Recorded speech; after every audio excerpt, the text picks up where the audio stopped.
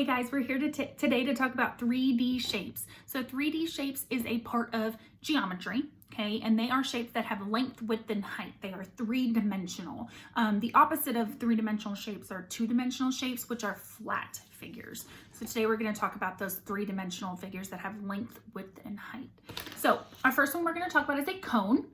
So a cone has 0 edges. Now, if you notice the cone, it looks like it might have an edge, but in fact, that is a curved surface.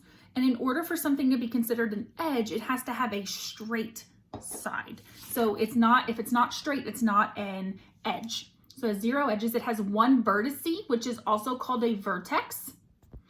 And it has 1 face, which since that's what it sits on, it could also be considered a base. Okay, a real world example of this is a traffic cone or an ice cream cone. We have a cylinder, which is the soda can like I showed you. It has 0 edges because once again, these are curved edges, or they're curved, so they can't be considered edges. Edges have to be straight.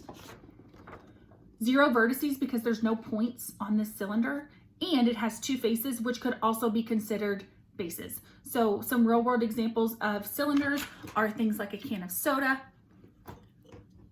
a candle, the container that holds a candle, maybe some Lysol wipes, right? All of these are cylindrical in shape. We have a pyramid. It's kind of hard to see that pyramid picture. A pyramid has 8 edges, and those edges are the straight sides. It has 5 vertices and 5 faces, those flat sides. And an example are the pyramids in Egypt. So if you've ever seen them or seen a picture of them, pyramids in Egypt are an example of pyramids. Then we have a rectangular prism. So a rectangular prism is kind of like a cube, except for it's stretched out.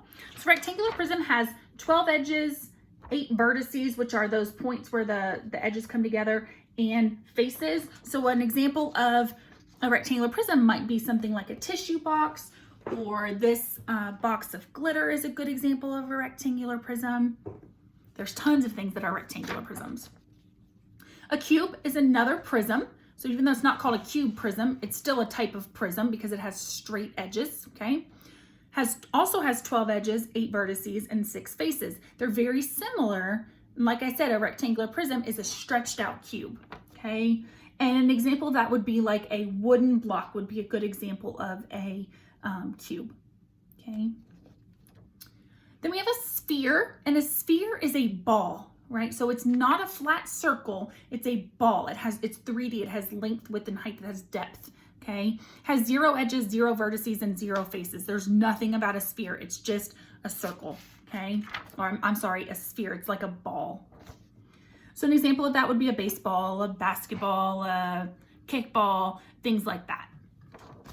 And then we have a triangular prism, which is called a triangular prism because it's the prism because it has straight sides, but then it has those 2 triangles on the end, has 9 edges, 6 vertices, and 5 faces, okay? An example of that might be a house. So a house might be a good example, or the top of a house, the roof might be a good example of a triangular prism, okay? So there are a few different ways, things that we have to do to these 3D shapes in order to identify them, to figure out what shape is what, okay? So this is a cube, and I know that because I know what a cube looks like, right? It's just put together with different squares. And there's a few different strategies we have to use to count the vertices, edges, and faces. So our first step is we're gonna circle the vertices. So if you notice, I just put a circle around every vertice. And we have 1, 2, 3, 4, 5, 6, 7, 8 vertices, okay? Then you trace the edges. If you notice, my cube is drawn in pink and I traced my edges in brown.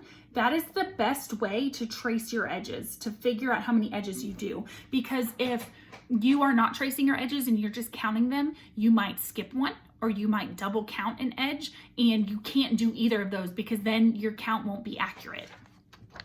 And finally, the faces, you have to kind of imagine the faces, because when you see a cube on a piece of paper, it's flat, right? Even though it's supposed to be a 3-dimensional shape, on a paper, it's flat. So you have to put that cube in your mind and even try to hold it in your hand and imagine those faces. So when I'm imagining the faces of a cube, I know there's top and bottom, so that's 2. There's a front and back, so that's 4. And then there's a side and side, so that's 6. So I know a cube has 6 faces. Same with a rectangular prism. Top and bottom is 2. front and back is 4, and I know it has side and side, which is 6. So you've just got to imagine those shapes in your head. So the main thing to know about 3D shapes is that in order to identify them, if you're not familiar with them, you have to circle the vertices, trace the edges, and imagine those faces. 3D shapes have length, width, and height, which is going to be important when you get into high school and you have to discover things like volume and everything like that. It's very, very important to know what these shapes could look like in real life as well.